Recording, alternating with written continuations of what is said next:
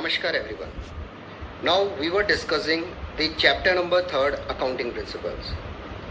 In the last video we already discussed about the accounting principles, then characteristics of accounting principles and the basic accounting assumption, that is going concern, consistency and accrual concept. Now in addition to the three accounting assumptions, we have other accounting concepts which is to be followed by every businessman while doing the accounting. So in the coming slide, we'll discuss about the other accounting concepts and assumptions. So here is the first slide. The other accounting principles and concepts. First, separate legal entity. Second, money measurement principle. Third, accounting period principle. Fourth, historical cost principle. Fifth, dual aspect principle.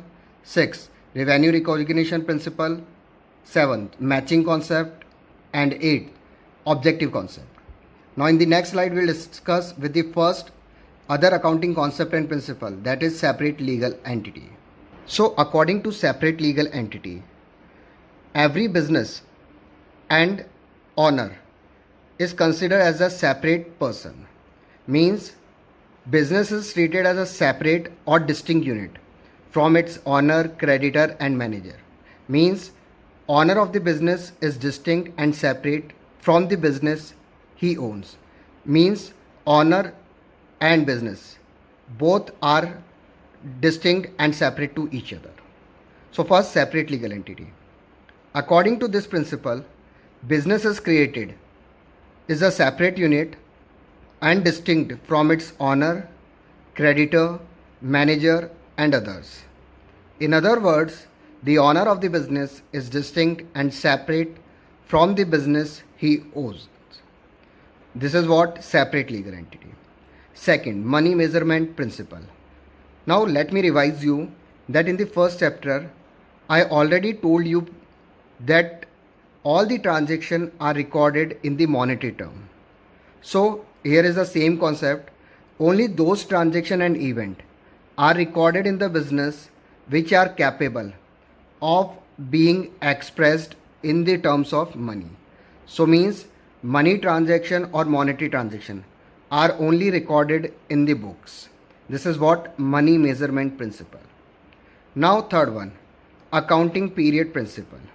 Now every year a businessman wants to know, or we can say internal and external user wants to know about the profit and loss of the business, and that can be possible only after a particular period of time. So this purpose, the entire life of the business is divided into time interval for the measurement of business. And for which kind of measurement? That is to know about the profit and loss of the business.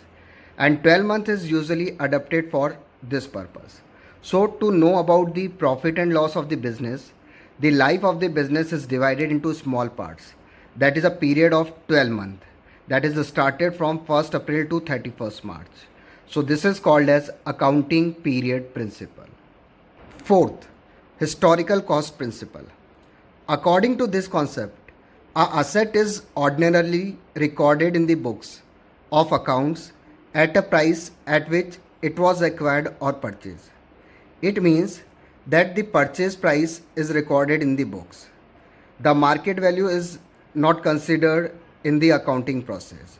So according to this concept, assets are recorded at the price at which it was acquired or purchased.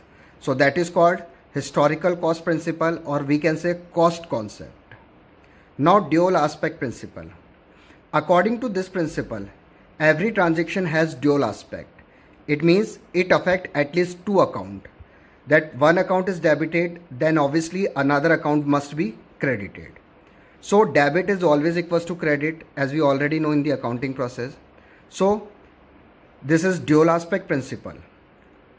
Sixth, revenue recognition principle. This is already discussed in the previous slides. That is what is revenue recognition principle.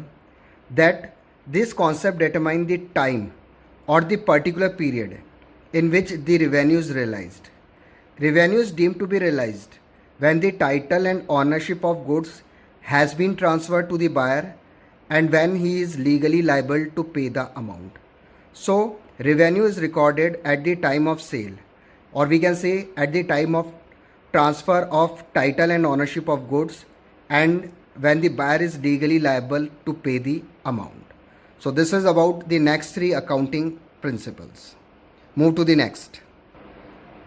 Matching concept. Now, what is this concept? According to this concept, all costs which are applicable to revenue of the period should be charged to the revenue. Means whatever we have expended and whatever the cost has been incurred is must be charged to the particular year revenue. That is called matching concept. So we can say the matching of revenue with the cost incurred to earn that revenue. That is called matching concept. Now last is objectivity concept. This concept required that accounting transaction should be recorded in an objective manner, free from personal bias of either management or accountant who prepare the account. Means there should be no manipulation in the books of account, there should be no window dressing, and it should be prepared on the basis of the objective of the business, and it should be free from the personal bias of the management as well as the accountant who prepare the accounts. So these are the other accounting principles and concepts which is in addition to three basic assumptions. So let me revise again. That is, there are three basic assumptions: going concern, consistency, and accrual concept. Other than that, there are 8 accounting concepts and assumptions which is to be followed by the businessman while doing the accounting. Thank you so much.